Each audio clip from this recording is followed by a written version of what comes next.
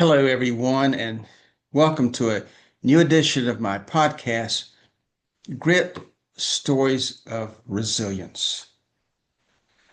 I have always loved stories from when I was a little boy, reading stories, having stories read to me. And then I love telling stories and as a lawyer to juries, closing arguments, opening statements. I've always thought that a trial was a story, and whoever told the best one generally always won. In the last number of years, as I have become a speaker for motivational purposes for businesses and trade associations in many different states, and legal education seminars for lawyers and paralegals, also in various states and online, I do that in many ways by the telling of stories. Because I think that people remember stories more than they remember a lecture. I don't know. That's just the way I've thought. I come by that rather honestly because when I was a little boy, growing up before the age of 11 or 12, in the town of Wake Forest, a very small town at that time, the home of Wake Forest College, not Wake Forest University yet, but Wake Forest College before it moved to Winston-Salem. My dad was the chaplain of the college and the pastor of the local campus Baptist church. In Wake Forest at that time, in the 1950s and beyond, or before, I should say, was essentially a Baptist school owned by, at that time by the Baptist State Convention. Well, anyway, we would always, as the minister's family, go to church every Sunday morning, sitting on the right-hand side, about the fourth or fifth pew back from the front. My mother in the middle, I was on the left, my older brother was on the right.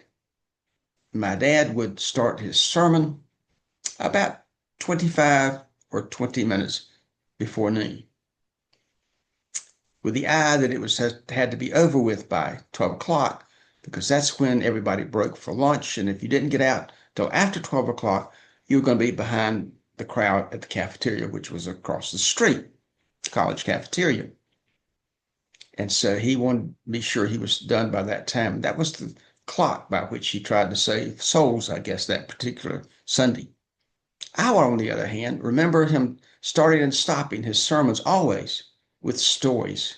And that's how I knew he was starting, and that's how I knew he was ending. I don't remember much of the words that he spoke in between the stories, even then.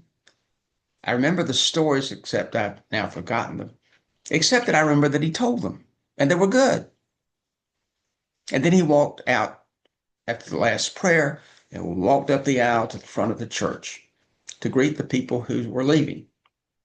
I would always, when I was 8, 9, 10 years old, get out of the pew and walk behind him as he walked out of the church almost every Sunday. On this particular Sunday, I think it was in late October of 1955, less than a year before the college moved to Winston-Salem, we were a little bit late, and I was running across the yard in front of the church near the stone wall that circled the campus to go across the street for lunch, when I tripped on a stone spike, iron spike, I should say, not a stone spike, an iron spike that was raised out of the ground by less than a foot, but I should have seen it. It was black. I tripped, fell, and I couldn't get up. Someone got my dad, who left greeting everybody coming out of the church, and ran down and found me on the ground. He picks me up literally in his arms. Fortunately, there was a doctor, Dr. Wilkerson, who was a longtime Wake Forest physician right around there. And he said, "Glenn, come with me." Glenn being my dad's name. And we got in the car, and he drove like a bat out of, you know what, to his office, which was not but a few blocks away. We went inside, laid me down on this long gurney or table, and his wife, Mrs. Wilkerson, looked at me and she said, Jimmy, you know, you're passing into a right from being a young boy to a young man. And you're not really a young man. You're not really a young man until you've broken a bone. And now you've done it. And at that point, Dr. Wilson yanked my arm. I screamed bloody murder, but it was set and fixed. And I had a cast for the next 6 weeks. Went home. Rumors around the town were that I'd broken my neck, all kinds of stories. I'd really only broken my arm. It was my right arm, so I couldn't write. I didn't have to worry about driving a car. I was only 11 years old. So see, even in telling you about how I learned about stories from my dad preaching sermons, I can't help but tell you a story of that particular Sunday in 1955. Such is the power of storytelling for me. I love stories. I love to go to the beach, as probably you do, and sit in a chair late in the afternoon when the sun is going down, the tide is coming in, maybe your chair is sinking into the sand, the water is lapping around your feet, and you're reading the last 50 pages of a great novel, and you're going to be so sad when you are done. Nobody reads nonfiction at the beach. I don't think. They read fiction. They read mysteries, romance stories, all sorts of things, but they don't read nonfiction historical tombs. They don't read War and Peace, for goodness sakes. They don't read hardbacks. They read paperbacks. They read stories. So it was this week that I went to the small town of Plymouth, North Carolina, which is about halfway from Raleigh to the Outer Banks. I've been by it many times. Never have I've been inside of Plymouth until this particular day. When I went in and met my good and close friend, Lynn Sweat, and her co-worker, Kathy Ainge, who came a little bit later, both paralegals, both working for the Department of Social Services there in Washington County in the town of Plymouth. And we walked over to another building, less than 2 blocks away, walked into a room. They were having an ice cream social, so we got there a little early. 20, 25 people, social workers, other people who were dealing with the everyday stress, the horrors and the tough times that they see in young people in their county. Getting into trouble, drinking too much, maybe being abused in a bad family situation, on drugs perhaps, trying to find a way to a better life in the small town of Plymouth, North Carolina. It's tough.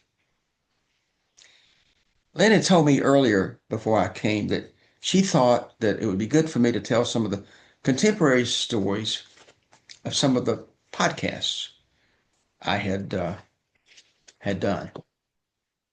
There are two in particular that she mentioned.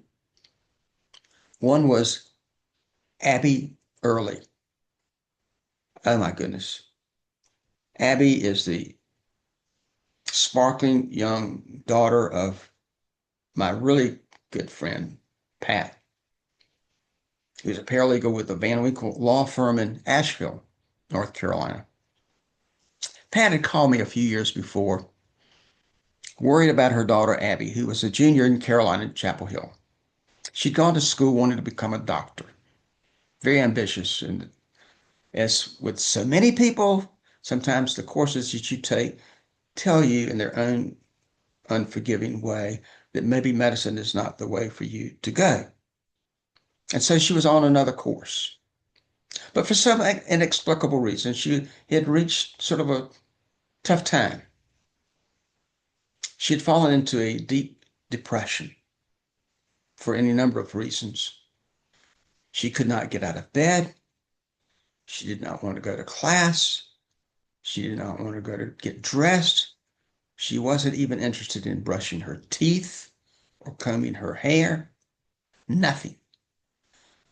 I asked her on the phone, I'd never met her before, what she liked about Carolina. And she said, well, I like two things. I said, what are they? She said, I like to go to the Smith Center to see the Carolina basketball games when we win. Carolina was in the midst of a tough, tough season right then. And then I love to go to bars and drink with some of my friends. I hate my college roommate. Hate him. We don't get along at all, which I thought was somewhat normal for her to say. Abby got help. The reason Pat called me to talk to her daughter, not because I had any expertise in depression, other than the fact that I'd had it somewhat badly a number of years ago, but because I had, during my recovery, met Dr. Gene Spalding, who was a wonderful psychiatrist in Durham, North Carolina, graduate of Duke University Med School, had been a trustee, been on all kinds of administration of Duke Medical Facility, member of the Duke Endowment, somewhat connected. So I called Gene Spalding and said, can you help us find somebody for Abby Early? She's a student at Carolina. She's in a world of hurt. And they don't have the kind of money. Paralegals aren't rich. They do well, but they're not rich. So I'm not sure they can afford your fees, Gene. Can you help us find someone else? And do you know? She did. And within a matter of, not long, matter of days, really, Abby was on her way to recovery with the help of some professional counseling, talking to her professors, getting her grades back up, being allowed to retake tests or turn papers in late and being okay. And she graduated on time. The pictures of her in a cap and gown are happy pictures, and she's doing well today. That is a success story. The one question I asked Abby was, Abby, what advice can you give a young person, or any person really, who is suffering from depression to get better? It's all well and good for us to tell your story, but it's also helpful to tell somebody, what have you learned from it? And she said two things. First, you have got to want to get better. You have in your bones, you have got to want to get better. And you've got to have a support group. Doesn't have to be large, doesn't have to be formal on paper or anything like that, but a group of people who are your friends, who are with you unconditionally and who will listen to you, will back you in anything you say or do. And they won't ask any questions. That's what helped me get through it. Support group and desire and counseling and some help along the way, not being afraid to ask for help. Then there's my friend Jade Neptune. And I need to tell you that both Jade and Abby have each done a podcast with me. Jade, October of 2023, and Abby in April of 2024. And Jade is a writer. She's very young. She's in her early 20s, as is Abby. And she wrote this great piece for an online newsletter named the Assembly, which is a nonpartisan newsletter about state government and interests in state administrations and things in North Carolina. And she wrote about a young man named Benjamin, raised and born in Gastonia, a junior state, and was the last of one of the 5 or 6 suicides that happened at state one year, 3 or 4 years ago. And the last words that his father wrote to him in a text just minutes before he killed himself was the word Benjamin and the words no about 20 times in the text, as he had been told by Benjamin that he was going to take his life shortly. And she writes about it, what caused that to take place. It's a moving really well-written piece. And so I wanted to talk to Abby about that. She had graduated from Carolina early, before she was even 20 years old, not because she was brilliant, though she's very bright, but because she didn't have a great deal of money and she needed to get as many hours into the semesters as she could in summer schools as she could so she could graduate in 2.5 to 3 years as opposed to 4 years. That's the good news. The bad news is that she misses out on a lot of the college experience that has happened. So Jade, who had moved to Wilmington, was a very lonely young girl. She was lonely. She didn't think that was even curable. She was so depressed about it. She was anxiety driven. She had no fingernails. She bit them to the quick. She would raise them in the video that we were doing together and show me. And yet she's ambitious. She wants to succeed. She wants to have a happy life. She just wants to have friends. That's the problem with lots of young people in Plymouth, in Washington County, in North Carolina, and all over the world. People want to have friends. I've talked about this in previous seminars that I've done. I remember being in New Bern once, a year or two ago, talking about this, how you make friends. And one really wonderful lawyer there, wonderful lawyer, said, well, I'll tell you what you ought to do. I think a person ought to go to church. You can meet so many people at church, at the socials, and Sunday school, the services. You can introduce yourself. That's a place where there are lots of people around. And everything he said was perfectly true. And I think it's a really great idea. There was another young lawyer there, about 25 or 6, and she wrote me one day, weeks and weeks after this particular program. She said, I really enjoyed your program, Jim. I really like it, but I have to tell you, when people talk about my making new friends, I don't want them to tell me to go to church. That's just not what I want. That's not resonating with me. So I said, okay, so one size does not fit all. There are different things for different folks. I'm reminded, though, that there is a cure to loneliness, in my opinion. But it requires a little bit about what Abby Early said.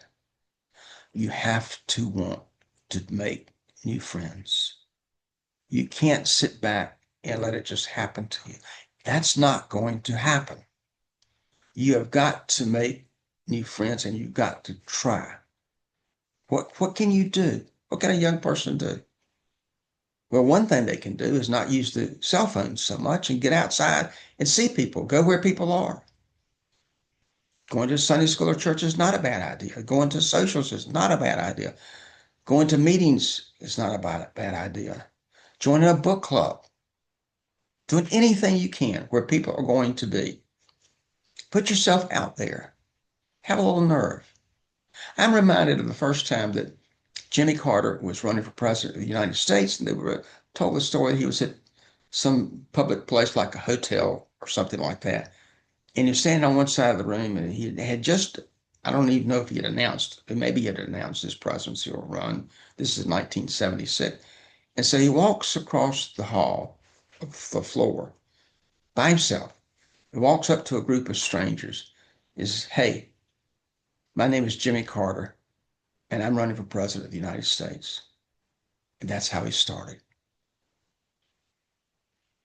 If a peanut farmer, a one-time governor of Georgia,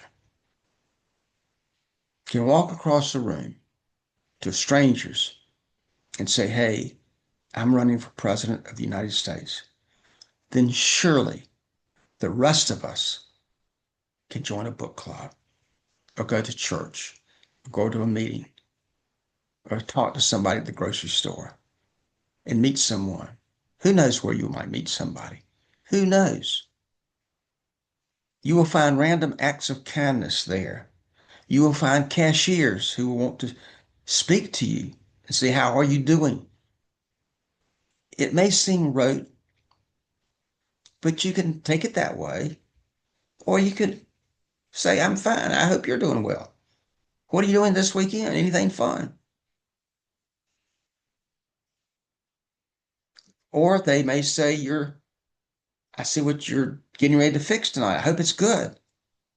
I love that wine bottle you've just gotten. I love that wine. Or something. I have this friend her name is Edith Mason. She's not as old as I am, but she's not that far behind. And she's close to retirement. She's married to a former lawyer, retired lawyer, and they go off on a boat everywhere all over the eastern, the waters of the United States and the Caribbean. Can never get a hold of her because she's on the boat. She likes to go to the grocery store, and her husband says, I'm not going with you because you'll go to get one thing and you won't come out of the store for 30 minutes because you talk to everyone you meet. You talk to everybody who's going up and down the aisle. You tell them, oh, I like that scarf or I like that pocketbook or whatever. And they say the same to you. But the deal is, did you know that the random conversations that you have, the random friendships with somebody, even though you don't know their name, will make you feel better when you leave? So I asked the people in Plymouth this week, did they meet people at the grocery store? Did they talk to people? They all sort of smiled sheepishly and said, oh, yes, I do that all the time. I said, do you like it? Yes, I like it a lot. I don't necessarily know their names, but I like it. I know some of the cashiers. I don't know their names either, but I always speak to them, ask how they're doing. So I told the stories about Abby and I told the stories about Jade. And I told the story about own self when we got into the more deep discussion of depression and the very serious business of taking one's life, the ultimate way out. You know, as Wade Smith has often said, if nobody has died, everything can be fixed. But you can't fix suicide. You can't, if it's happened, you can't fix it. It's done. It's over. So I told this story when I was thinking about it one night, a Friday night on a weekend, many years ago in the summer of July. It was actually 1993. When I went upstairs to get the keys to my car to drive to Hilton Head, South Carolina, to drown myself in the ocean.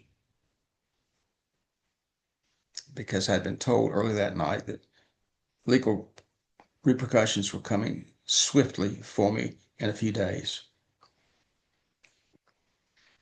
My daughter Stacy, and I know I've told you this story before, but these people hadn't heard it before except for Lynn and Kathy there. And she asked me where I was going. I said, well, you must know I'm going to go to the beach. And she said, Dad, what do you think you're going to do when you get there? I said, well, I think I might go for a swim. And she said, Dad, if you do that, you know, I will never forgive you. I've already forgiven you, God Almighty, for everything else you've done this year. But I'm not going to forgive you if you do that. And I said, look, Stacy, they said we were going to be poor and we need to sell this house next week. It's too nice.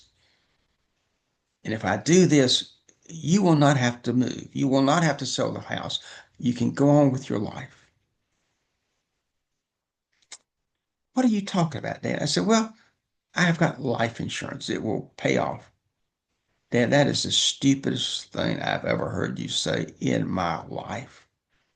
And you said some dumb things before. I said, thanks. Stacy, it's a lot of money. Money is just not important. And we love you. Don't even think about that. And then I looked at her. I said, Stacy, it's really a lot of money. And she looks right back at me. She says, well, how much money are you talking about? And I said, well, it's $600,000. She said, oh my God. You could hear the earth move. She says, I had no idea. Why don't you sit down on the bed and let's talk about it? I might change my mind and want you to go after all. Are you sure? Yeah. How are you sure? It's a life insurance policy. Will it pay off? Yeah, I've checked. Oh my God. And then she started to laugh. And I started to laugh.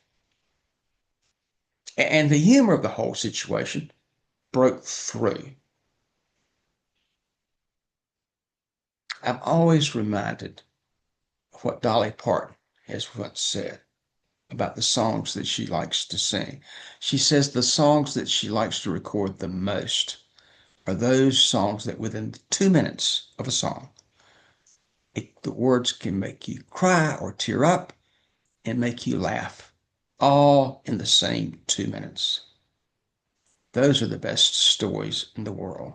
If you can tell a story that way, you can move the earth. You can do almost anything with words you want to do if you can do that. And I bet you can if you will let yourself go and just try. So that made everybody laugh at Plymouth. We went from a serious tone to a laughing tone. And then we went back to another serious tone. And I told them the story of one young girl who attended one of my seminars and told me one time on a Super Bowl Sunday night, she was at home with her parents and her dad shot and killed her mother right in front of her. And she didn't intervene because she was convinced that if she did, he would have turned and shot her too. I remember another young girl who told the story that her father had taken his own life and left her a note which read in part, I want you to make me proud of you. This young girl is angry still today, all these years later, about her father and at her father because of the selfishness of, she thinks, of what he did and missing the growing up of her children and his grandchildren, whom he will never know. And then I made a talk one time at the big hotel near Raleigh years ago. And after it was all over, I went outside to talk to people, and I saw a young lady over to the side, absolutely weeping, weeping. I walked over to her. I said, are you okay? She said, yes, that story you told about your daughter and the suicide brought back so many memories to me. I said, what are you talking about? She says, well, my father once put a 357 Magnum in his mouth and was going to shoot himself.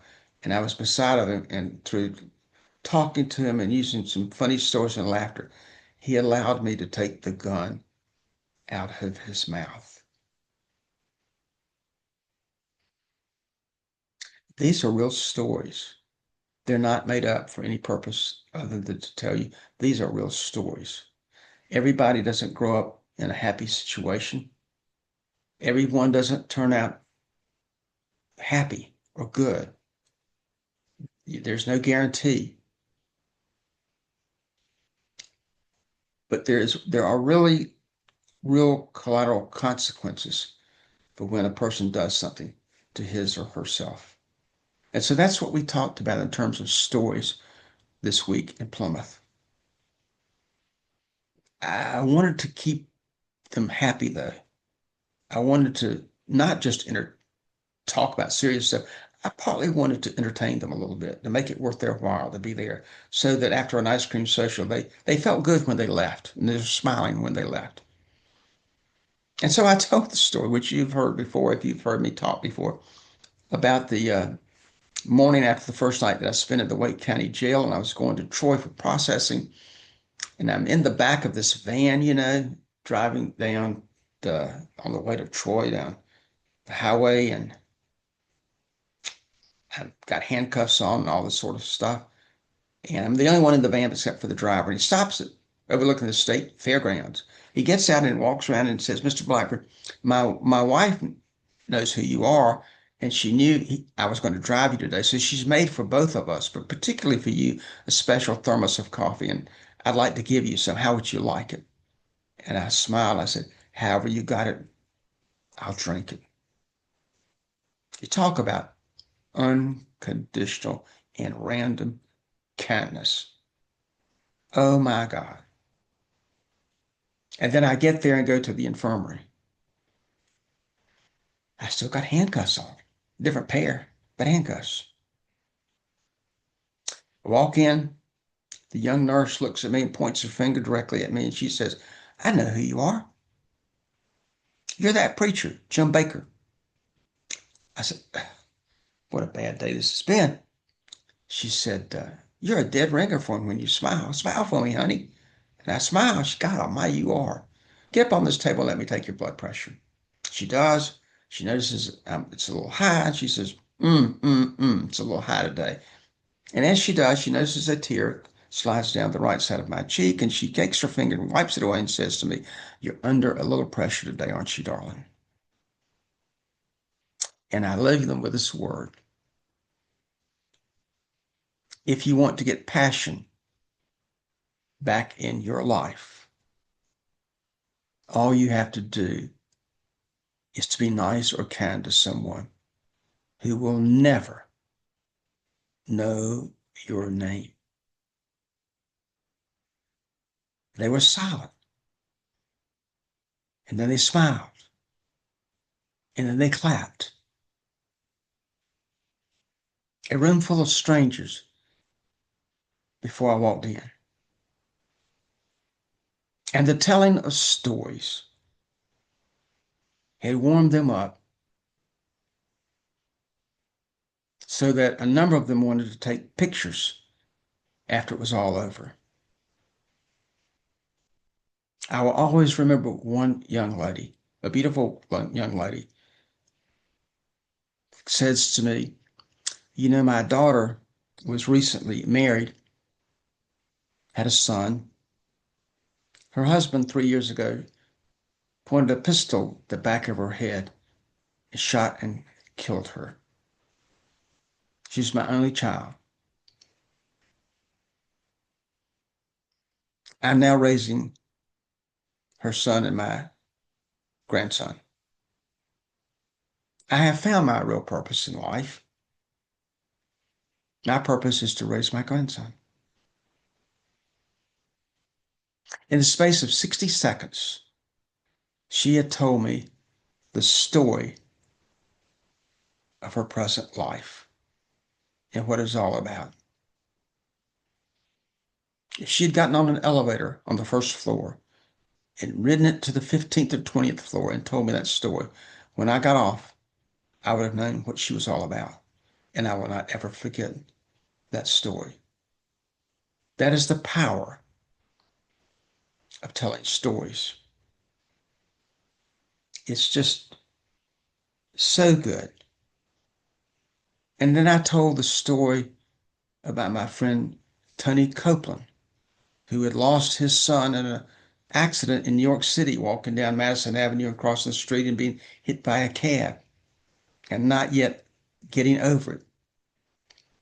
Or Leon Woodruff, a well-known doctor in Raleigh, who lost his son in a fire at Chapel Hill at a fraternity house on Mother's Day weekend right before graduation. And what it did to Leon and what it's done to Tony. Not every story has a happy ending. It doesn't. And we're not guaranteed that.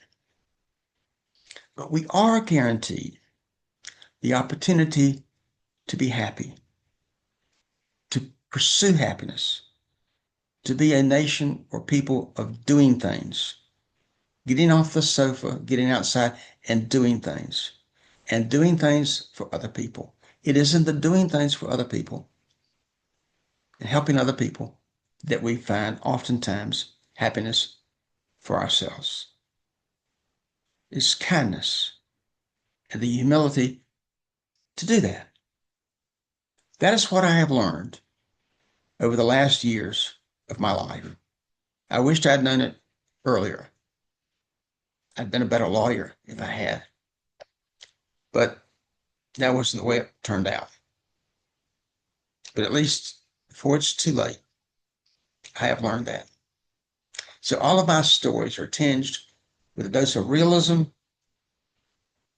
some seriousness, some humor, some laughter, always remembering the words of President Kennedy from an Irish saying many years ago. There are three things in this world that are real: God, human folly, and laughter. Since the first two are beyond our comprehension, we must do what we can with the third.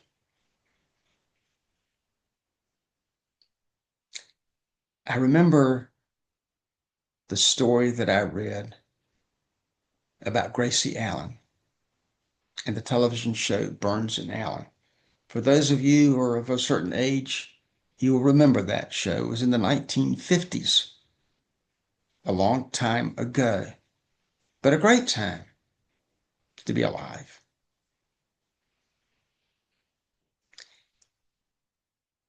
She had died young in life, relatively speaking. And after her service, George Burns went back to their home, found a note on a desk addressed to him. He opened it and it read, "George, do not put a period where God has only placed a comma." That's not scripture. That's not from some book. That's from Gracie Allen, written 75 years ago.